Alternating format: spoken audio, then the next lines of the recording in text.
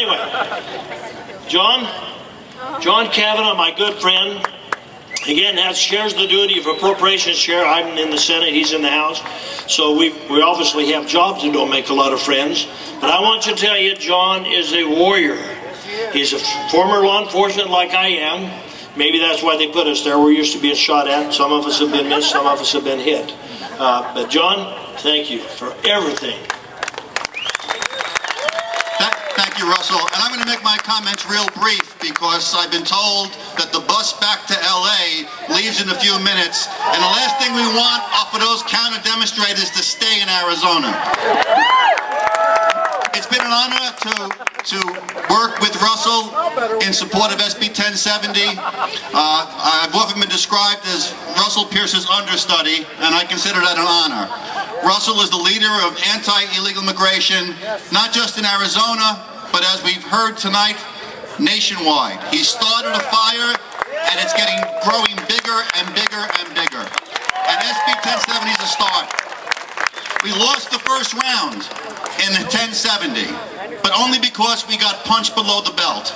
But we're still standing. It's the first round of a long battle, and in the end, we will win.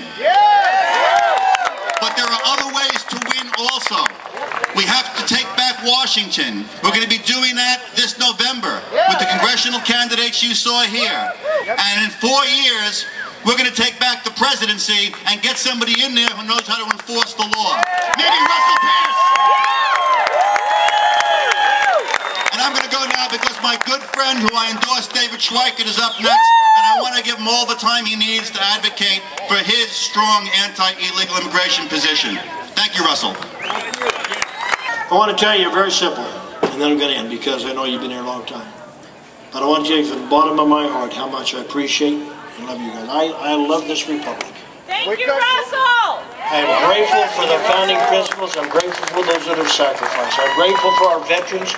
And I want you also, as you walk by these police officers here tonight, our hometown heroes in blue and brown, don't be afraid to tell them thank you. God bless them and their families.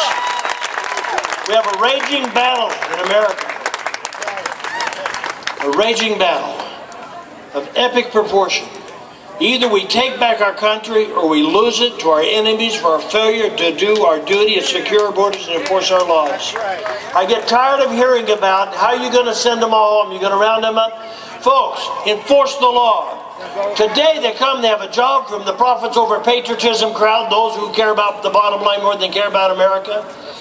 They got a job coming. They got free health care, free education. Our police until Thursday had handcuffs on them. Couldn't do anything about it. Certainly they're going to come. Take away the free stuff.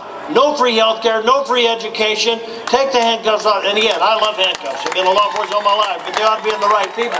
Get them off from our law enforcement, put them on the bad guy. Go after the illegal employers. They'll go home on their own. We don't need to round them up. They'll go home. No jobs, no free stuff, no health care, no education. And when you get stopped, you're going to jail. That's right. They'll go home or to another state. I got a call the other day from a friend of mine, and I suggested to get his real estate license. He says, why would I do that? He says, homes aren't selling. Oh, they're going to. I said, we're sending a whole lot of people your direction unless you change your laws. So, I want to tell you, they're going to leave Arizona, but they're not all going to go home. These states have friendly illegal alien laws. We're going to be blessed with what they wish for. They're going to have a lot of friendly illegal aliens that love them. That's right. And they're a burden. Even the good people are a burden. It's costly. Heritage Foundation, 3 to 4 times the use of social programs. The cost in Arizona, like say, is $2.7 billion to educate, medicate, and incarcerate. There's a great study in Fair Out on what it cost the nation, over $1.13 billion. That's after all consideration for contributions, folks. Enough is enough. So again, thank you. God bless you. I'm going to turn it back over to Mike, but I just want to tell you, if you haven't read or take the time to read to your children, have an evening where you talk about your founding fathers, the principles of this republic, not a democracy, about the real George Washington, the real Thomas Jefferson, the real Benjamin Franklin, the real Patrick Henry, a fireball. Remember his speech, give me liberty or give me death? Fight, fight, fight, fight. Now, when you chains are thrown upon you, you're thrown on the floor, you no longer can fight. Folks, it is time to fight. Like Winston Churchill said, never, never, never, never give up.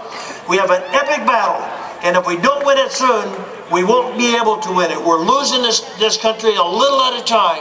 If we don't do it today, we may not be able to do it tomorrow. But you've got to teach your children to love these founding principles. You've got to teach them to understand how this republic became this republic and the sacrifices of those. If you don't teach them, they can't love it. If they don't love it, they're not going to defend it. That is your responsibility to teach your children a love and a respect for this great republic. God bless you. Thank you. The fight's not over. We have other battles.